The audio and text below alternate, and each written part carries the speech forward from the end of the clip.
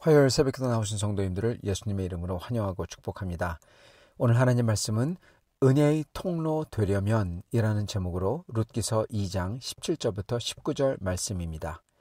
룻이 밭에서 저녁까지 줍고 그 주운 것을 떠니 보리가 한 에바쯤 되는지라 그것을 가지고 성읍에 들어가서 시어머니에게 그 주운 것을 보이고 그가 배불리 먹고 남긴 것을 내어 시어머니에게 드리매 시어머니가 그에게 이르되 오늘 어디서 주었느냐 어디서 일을 하였느냐 너를 돌본 자에게 복이 있기를 원하노라 하니 룻이 누구에게서 일했는지를 시어머니에게 알게 하여 이르되 오늘 일하게 한 사람의 이름은 보아스니라 하는지라. 아멘. 하나님께서 지금 나오미와 룻을 인도하고 계십니다. 근데 나오미와 룻은 그걸 믿지만 하나님의 인도하심과 도우심이 전혀 안 보이는 상태예요. 적어도 오늘까지 말입니다.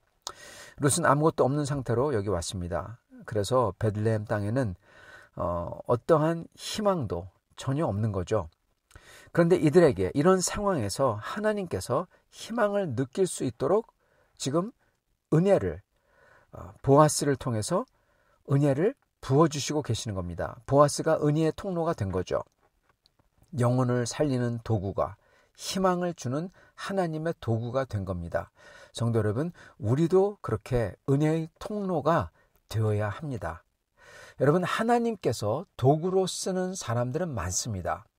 악인도 쓰시고요. 그죠? 그리고 심지어 네부갓네살 같은 사람도 쓰시고 다 쓰십니다.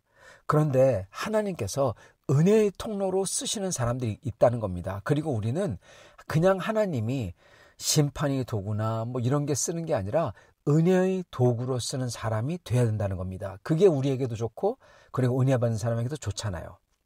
그래서 우리는 희망을 주고 영혼을 살리고 이러는 하나님의 도구, 즉 은혜의 통로가 돼야 되고 그러기 위해서는 오늘 보아스가 우리에게 은혜의 통로가 되는 법을 보여주고 있다는 것입니다. 지금 베들레헴 땅에서 전혀 희망이 없는 그녀의 삶에서 눈에 보이는 느낄 수 있는 희망이 전혀 없는 그러한 상황에서 아주 열심히 생존을 위해서 일해야 되는 룻입니다. 희망 없이 하는 삶 얼마나 힘들까요? 열심히 일을 해야 되는 룻. 17절에 보면 룻이 열심히 일하죠. 그 모습이 나오죠. 밭에서 저녁까지. 그리고 계속 일하고 있다고 일꾼들이 말하죠. 일꾼들은 일하다가 쉬고 잠깐 일하다가 또 쉬고 그러는데 룻은 그러지 않는다는 거죠. 계속 한다는 겁니다. 그래서 일꾼들이 보기에는 자기들이 민망할 정도로 그렇다는 거죠. 사람들이 쉴 때 쉬지도 않고 계속 일한다는 것. 여러분 바로 이걸 볼 때 룻의 상황이 지금 얼마나 절박한지를 알 수 있다는 겁니다. 그렇게 이삭을 하나라도 더 줍지 않으면요. 말 그대로 진짜 문자 그대로 여러분 굶는 겁니다. 시어머니와 그녀는 굶는 거예요. 지금 기댈 데가 아무도 없어요. 정말 가난한 사람인 겁니다. 어떻게 보면 이 시대로 말한다면 길거리에서 쓰레기통이라도 뒤져야 되는 사람, 마치 그런 모습인 거죠. 절박한 여인입니다. 저녁까지 줍고 다 주운 다음에 그 주운 것을 또 합니다. 또 떱니다. 그런 룻에게 보아스가 배려한 것은 정말 큰 힘과 위로가 룻에게 됐어요. 룻은 아직도 희망이 정확히 보이지 않습니다. 그렇지만 그렇게 배려함을 받을 때 여러분 룻 안에서 생기는 게 있습니다. 그건 바로 여러분 자존감 그리고 안심, 즉 내적 힘이 생기는 겁니다. 누군가 알아줬다는 것 자체도 좋은데 인정을 해주고 그녀가 그렇게 한 거 너무나 잘했다. 같은 신앙인으로서 하나님이 축복할 거다. 그렇게 축복할 거라고 분명한 믿음의 말을 해주고 격려하고 배려해주고 더군다나 곡식을 주는 선물까지 해주고요. 이거는 지금 당장 먹을 게 급한 룻과 나오미에게 큰 도움이 되기도 하지만 더욱더 중요한 것은 앞으로 이것을 해나가야 되는 룻에게 그 내면에 큰 에너지와 힘을 부여하고 있는 것입니다. 룻은 그래서 배불리 먹고 저녁까지 밭에서 이삭을 열심히 줍습니다. 그리고 떱니다. 그래서 다 주워서 떤 것을 보니까 한 에바가 됐다. 한 에바는 30파운드, 즉 한 15kg 정도쯤 됩니다. 우리 한인마트에서 파는 쌀 푸대가 큰 게 20kg, 조그만 게 10kg죠. 그 중간 사이즈인 겁니다. 여러분 엄청나게 주운 겁니다. 여러분 이게 그만큼 주워올 수가 없는 거예요. 주게 그만큼 흘릴 수가 없어요, 여러분. 룻이 주운 건요, 한 푸대라고 한 거는 여러분 그거는 곡식만입니다. 근데 룻이 주워온 거는 줄기와 거기에 달려있는 곡식이잖아요. 룻은 곡식과 그리고 줄기까지 그걸 다 주운 겁니다. 그래서 만약에 15kg 정도 주었다면은, 곡식만 그만큼 주었다면은 여러분 엄청난 걸 갖다가 주운 거예요. 정말 줄기와 곡식은 몇 단을 주운 겁니다, 여러분. 그럼 그만큼 흘릴 수가 없어요, 사람들이. 그렇지 않습니까? 그리고 그만큼 주울 수도 없고요. 거기다가 보아스가 준 곡식도 따로 있습니다. 합치면은 한 에바를 넘어서는 양, 즉 룻이 20kg짜리 한 푸대를 가져온 겁니다. 그것도 떨어진 이삭을 주어서요, 그렇게 얘기하는 거예요. 이건 그렇게 될 수가 없는 거죠. 그래서 룻이 기쁘게 가서 곡식을 떨어서 나오미에게 가져온 겁니다. 상상만 해도 감이 옵니다. 룻이 흥분한 상태로 와서 나오미에게 어머님 이것 좀 보세요, 그랬을 거예요. 룻은 아직도 어려서 추수 경험이 별로 없는 것 같습니다. 그래서 흘린 이삭을 주어서는 결코 이렇게 많이 주울 수 없다는 것도 모르고, 더더군다나 이 정도 주워올 수 있다는 게 과연 무슨 배려가 있었는지도 잘 모르는 것 같습니다. 그러나 경험이 있는 시어머니인 나오미는 다르죠. 룻이 이걸 보여주자 나오미는 금방 알죠. 너를 돌본 자에게 복이 있기를 원하노라. 즉 나오미는 누가 룻을 돌봐서 이렇게 됐다는 겁니다. 이게 주어서 되는 게 이 정도까지 되는 게 아니라는 걸 알고 있다는 거죠. 누군가가 룻을 잘 봐줘서 이 정도 가져왔다는 것입니다. 그래서 놀라서 묻죠. 19절. 그래서 이걸 본 나오미는 깜짝 놀라서 계속 묻는 겁니다. 그래서 3개의 질문을 계속 연속으로 하는 겁니다. 어디서 일했냐? 누구 밭에 일했냐? 누가 너를 돌봤냐? 이걸 묻는 거죠. 그가 누구냐고. 그가 누구냐고 묻지는 않지만은 그게 거기 담겨 있는 거죠. 그래서 룻이 대답을 하는데, 여러분 근데 이것도 참 재밌습니다. 그냥 보아스요, 보아스네 밭에서요, 그러면 될 텐데 그렇게 금방 안 나옵니다. 여기 룻기를 쓴 사람이 여러분 아주 참 아슬아슬하게 썼어요. 보아스란 이름을 꼭꼭 숨겨서 맨 마지막에 탁 나오게 만듭니다. 룻이 누구에게서 일했는지를 시어머니에게 알게 하여 이르되 오늘 일하게 한 사람의 이름은 보아스니라. 이렇게 나오는 겁니다. 여러분 룻기가 만약에 연속극이라면 바로 이 장면에서 나오미가 아니 보아스 하면서 거기서 딱 멈춰야 됩니다. 그러면서 연속극 삽입 곡이 OST가 막 흘러나오면서 자막에 내일 8시에 계속됩니다. 이렇게 하고 자막에 나와야 됩니다. 나오미가 전혀 기대치 못했던 사람, 아니 기대할 수 없었던 사람입니다. 보아스는 사실은. 룻은 이게 누군지 전혀 모르죠. 근데 나오미는 압니다. 보아스, 여태까지 희망 없이 살아왔던 삶, 여태까지 희망 없이 베들레헴에 왔는데 근데 보아스의 이름을 딱 들을 때 희망이 번쩍하는 거예요. 바로 자기 자신과 자기 며느리와 그리고 자기 집안을 가문을 일으켜 줄 수 있는 법적 권리를 가진 사람이 바로 보아스였던 겁니다. 자기와 룻이 새로운 인생을 시작할 수 있는 그 희망. 그런데 절대로 가서 감히 물어볼 수도 없는 사람입니다. 아니 그렇게 생각을 가지는 것 자체가 좋지 않게 보이고 먼저 입 밖에 꺼낼 수도 없는 부탁이죠. 근데 룻이 이 사람을 만났다는 거예요. 그것도 그의 은혜를 입었다는 거예요. 그리고 그 증거가 지금 눈앞에 있어요. 여러분 희망이 보이는 거죠.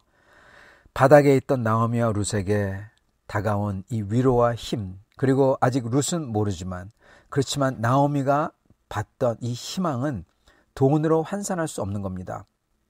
힘차게 살 수 있는 희망찬 내일이 지금 보이고 있는 거예요. 여러분 바로 이 장면이 하나님의 희망과 은혜가 룻과 나오미에게 임하는 장면인 겁니다. 여기서 하나님께서 저희가 아시기 원하는 게 있어요. 그 2개가 있습니다. 오늘 그 하나를 먼저 나누길 원합니다. 그거는 어떻게 해야 하나님께서 한 영혼을 살리실 때 내가 희망과 하나님의 은혜를 주는 도구로 쓰임받을 수 있는지 그거를 여기서 보여주세요. 그리고 내일 같이 나누고자 하는 것은 어떻게 해야 이러한 은혜를 또 온전하게 받을 수 있는지입니다. 이것을 알아서 우리도 은혜를 주는 하나님의 도구가 되고 하나님의 은혜를 받는 사람이 되기를 바랍니다. 오늘은 먼저 하나님의 은혜의 도구, 은혜의 통로가 되는 것에 대해서 같이 살펴보도록 하겠습니다. 룻은 여태까지 희망 없는 상태에서 열심히 일하고 있습니다. 여러분, 힘든 거는 다른 것도 힘들지만은 육체가 힘들 때 아주 피곤하죠. 근데 가장 힘든 것은 마음이 우울할 때, 즉 아무런 희망이 없을 때, 어떤 그 소망이나 희망이나 격려받는 게 없을 때, 그때 마음이 아주 약해지고 허물어지고 그리고 좌절하죠. 그게 제일 힘든 겁니다.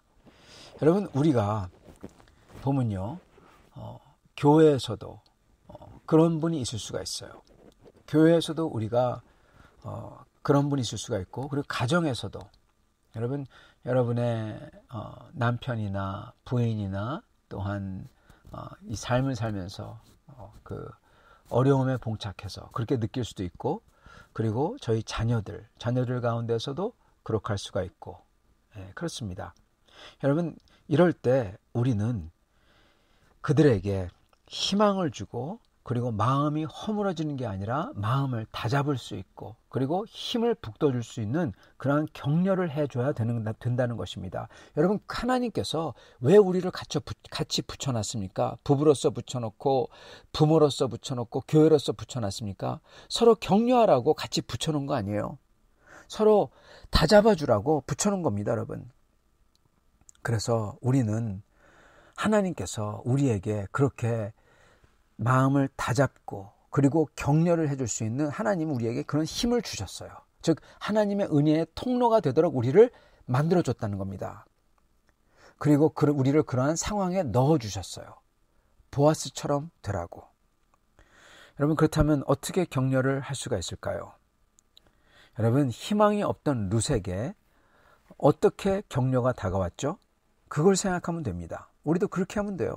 그건 바로 보아스처럼 하면 되는 것입니다. 보아스는요, 룻을 보면서 룻이 하는 상황을 가만히 봐보세요. 여러분, 보아스는 둘 중에 하나를 할 수 있었습니다. 룻을 보면서 트집 잡으려면 트집 잡을 수 있었어요. 그런데 트집 잡지 않고 오히려 넉넉하게 대해주고 밥도 내주고 좋은 말로 인정해주고 그리고 존경을 해줍니다. 그죠? 왜 어떻게 트집 잡을 수 있나, 그렇게 여러분이 궁금하실 수 있는데, 여러분, 트집 잡을 수 있는 거 많습니다. 그리고 그게 틀린 게 하나도 없어요. 여러분, 우리 삶 속에서 보면요, 똑같습니다. 똑같은 걸 보더라도 트집 잡을 수 있고 트집 안 잡을 수 있어요. 자, 봐보세요. 보아스가 맞는 얘기를 합니다. 근데 룻을 트집을 잡는데 이게 룻을 무너뜨리는 얘기예요. 잘 보세요. 첫 번째, 너는 모압인인데 감히 믿는 사람하고 어떻게 같이 먹냐? 유대인의 법에 이방인과 유대인은 같이 먹을 수 없었습니다. 맞아요. 그래서 법대로 지금 보아스가 하는 말이, 너 모압인인데 어떻게 너는 믿는 사람 같이 먹냐? 그럴 수 있고요. 너는 왜 이렇게 많이 가져가냐? 네, 충분히 말할 수 있죠. 다 맞는 얘기잖아요. 자기 바치고 자기 수확이니까 당연히 얘기할 수 있는 겁니다. 여러분, 이것들은 다 옳은 얘기지만 이거는 첫 번째, 힘을 빼는 거고, 인격을 무시하는 거고, 그리고 희망을 짓뭉개는 이 세 가지를 한꺼번에 하는 겁니다. 보아스는 또 룻에게, 너는 여자로서 좀 더 정숙하게 행동해야지, 이렇게 막 다른 사람들이 있는데 막 나대는 게 이게 뭐냐? 그럴 수 있습니다. 여러분, 이거는 룻이 가뜩이나 고달프고 힘든데, 그것도 주님을 믿어서 여기까지 왔는데 그 희망을 꺾어버리는 것입니다. 이건 주님께 아주 혼날 행동이죠. 성도 여러분, 이게 다 맞는 말이라는 겁니다.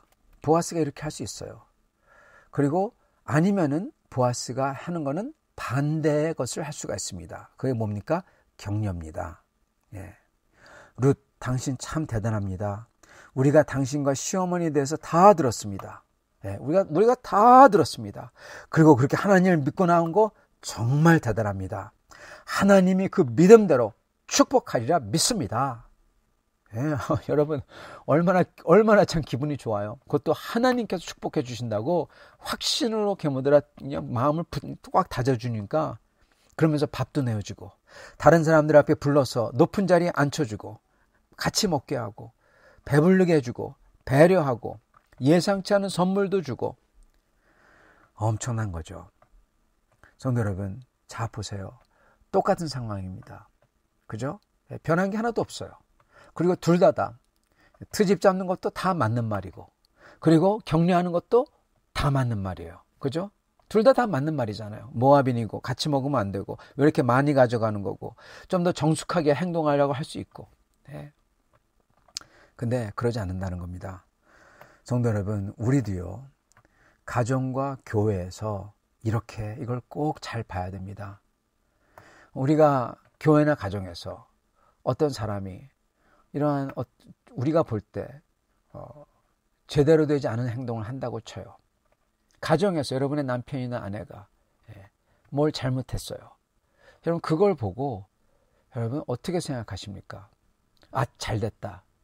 이거 꾸중해서 혼 좀 내가지고 안 하게 만들어야지. 그럴 겁니까? 아니면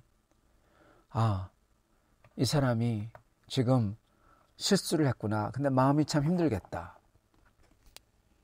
특히 힘들어서 그렇게 낙심하고 지치고 마음이 무너져서 기력이 없고 정말 뭐를 손가락 하나 끄덕하기가 어려울 때, 여러분 힘이 없어서 그런 게 아니라 마음이 아파서 그런 거죠. 여러분 그때 여러분 왜 이렇게 일을 안 하냐고, 왜 이렇게 섬기지 않냐고 그렇게 다그칠 겁니까? 아니면 그 사람의 마음에 무너지는 걸 보면서, 그렇지만 그 사람이 잘한 것을 보면서 그래도 남편이나 아내가 그래도 섬기고 사랑하고 가정을 붙잡고 그런 것을 보면서, 여보 정말 이거는 당신이 참 잘하오, 힘내시오, 하나님이 우리를 위로하실 것이오. 여러분 그렇게 말을 할 수가 있겠습니까? 이거는 우리의 초이스입니다. 하나는 스스로 우리 가정과 교회를 허물어뜨리는 거고요. 다른 사람을 허물어뜨리는 거고, 그리고 우리도 하나님께 혼나는 거고, 또 다른 것은 하나님의 은혜를 가져다주는 통로가 내가 되고 그 사람도 살리는 겁니다. 여러분 이게 얼마나 중요한지 모르겠습니다.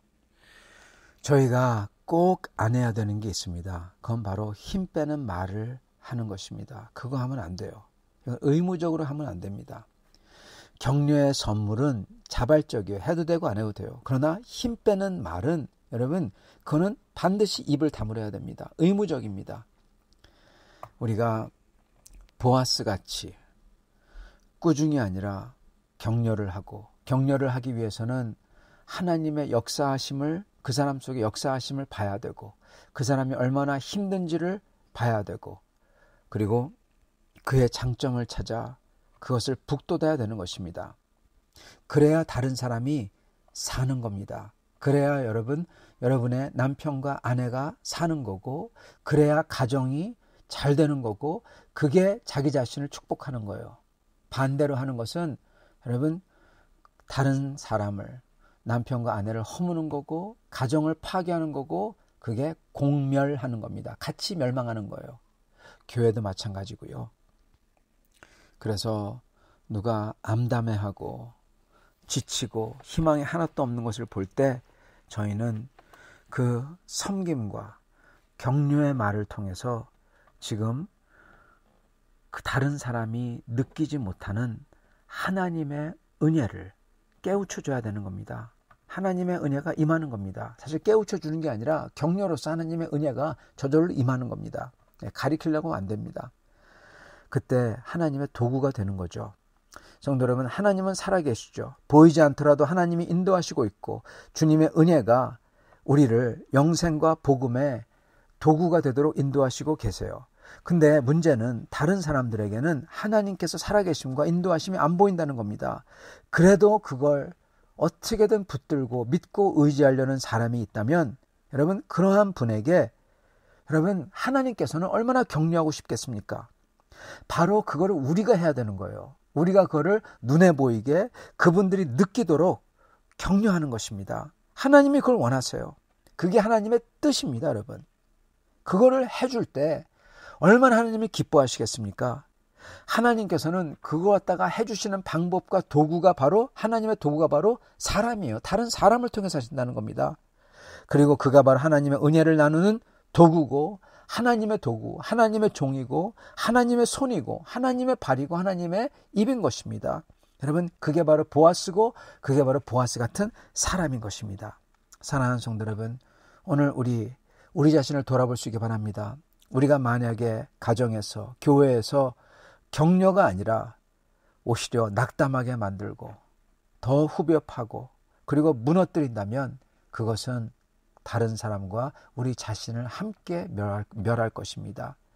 우리는 거기서 회개하고 주님께 죄송하다고 하고 돌이켜서 보아스 같은 격려의 사람, 그러기 위해서는 하나님의 역사를 보고 그 사람이 처한 상황과 그 사람의 마음을 보며 어떻게든 그 사람의 좋은 점과 하나님의 사랑을 들춰내서 그를 북돋고 마음을 다잡을 수 있도록 해주는 격려를 하시는, 그리고 섬기시는 여러분과 저가 될 수 있기를 간절히 축원합니다. 같이 기도하겠습니다. 살아계신 하나님, 감사와 찬양을 드립니다. 오늘 이 말씀을 통해서 우리에게 어떠한 초이스가, 어떠한 결정들이 주어졌는지 알려주시니 감사합니다. 오직 우리는 다른 사람을 허물고 파괴하는 것이 아니라 다른 사람을 북돋고 하나님의 은혜가 임하도록 격려와 그리고 좋은 점을 들춰내며 그것으로 하나님의 더욱더 가까이 하게 만드는 그러한 하나님의 도구와 종들이 되도록 축복하여 주옵소서. 예수 그리스도 받들어 기도드리옵나이다. 아멘.